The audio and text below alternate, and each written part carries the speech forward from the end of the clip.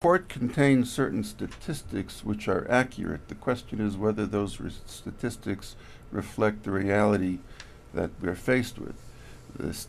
Relying on statistics alone doesn't give the whole picture.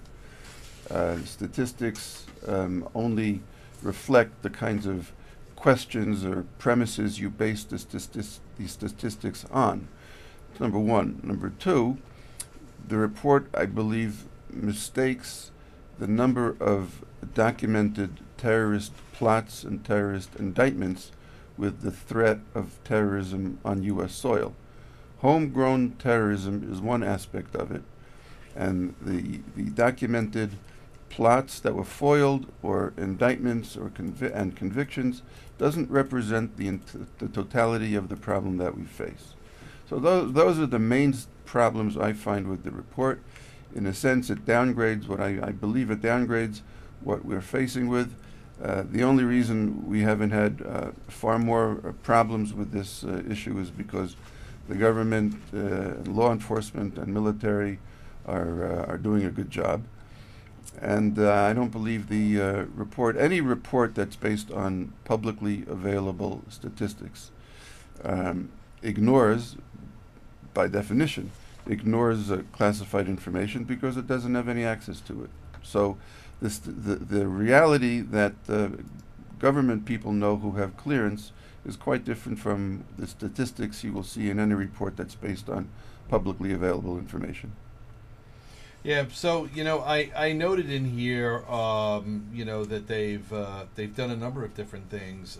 They've listed all these different attacks with trial pending, and that this is one of a number of reports that are coming out here.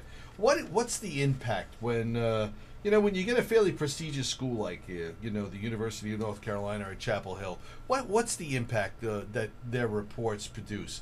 Are they trying to kind of numb things out there, or is this report just being taken on its face? Just another academic exercise with very little relevance?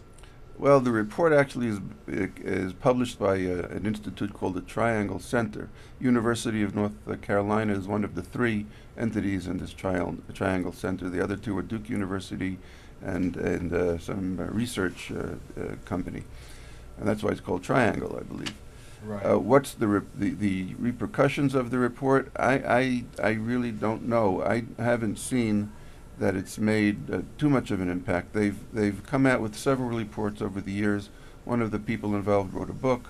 They've come out with the 3 annual reports, several other reports on this issue, and their thesis is that the fear that people felt and the government was talking about in the years after 9/11 is not consistent with what we've seen developing over the years. Now, that may or may not be true, but irrespective of whether it's technically true, it doesn't reflect what the problem is. Because first of all, the report starts with an analysis of the situation after 9/11. Now, professors and scholars who've been studying this issue for the past 5 or 10 years, certainly enough time to be familiar with it, but there are those of us who have been involved with this issue for 10, 20 years prior to 9/11, and we have a different perspective on it.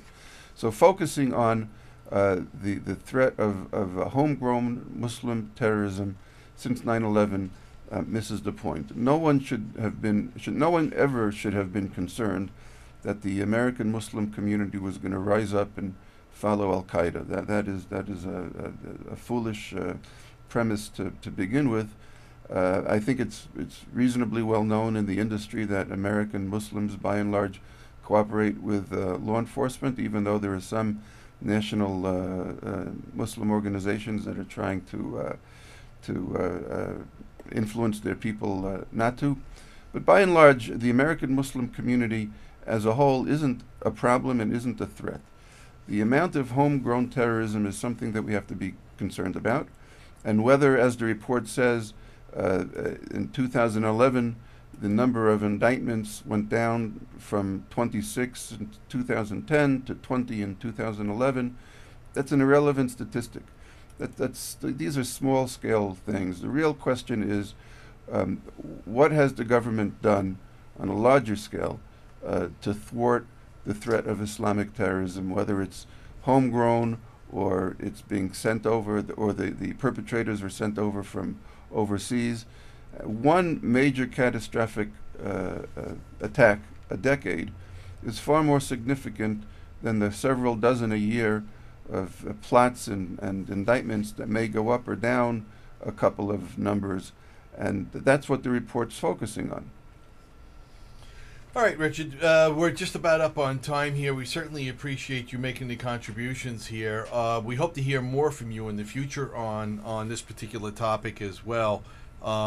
We think this is, something that we definitely want to, focus in for here at New York City InfraGard.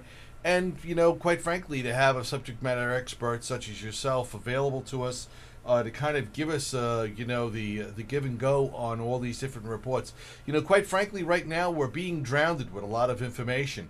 And it's kind of hard to parse out from the weeds what is reality and what is just another academic exercise is what I'm kind of calling it. Maybe somebody's funded project out there, that's good for the funding, maybe good for the local research. But, in many ways it's anemic because it's not covering all the necessary information that they should have in the report in the very first place. So, my hat's off to Chapel Hill for getting it done, but I don't know, and still to this day probably questioning some of the validity of the report because of its failure to include all the information that should be in it. Yeah, I have no question or reason to question the sincerity of the people who are behind the report. Yeah.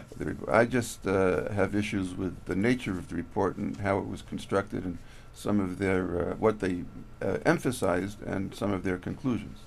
Yeah, and I think as well, you'll find that a great many Americans have certainly, have a great deal of understanding and sympathy for, different communities here in the United States whenever we come under attack in a variety of different ways, both here at home and nationally around, internationally around the world. I don't think everybody's running to, condemn every single Muslim out there. It is a very sensitive issue, and will continue to be for quite some time to come. We lost a lot of people here in our homeland, and I think the general public is right to be concerned, but I don't think that's going to stretch into the point of where we're just looking solely at Muslims as being warfighters here in the United States, trying to do us all in. I think that's a bit of a stretch. But other than that, welcome to the program, and we hope to have you on once again soon, hopefully on a weekly basis as time allows. And welcome to the program, Richard. Thank you very much, Joe. All right, take care. Bye now. All right, everybody. So that was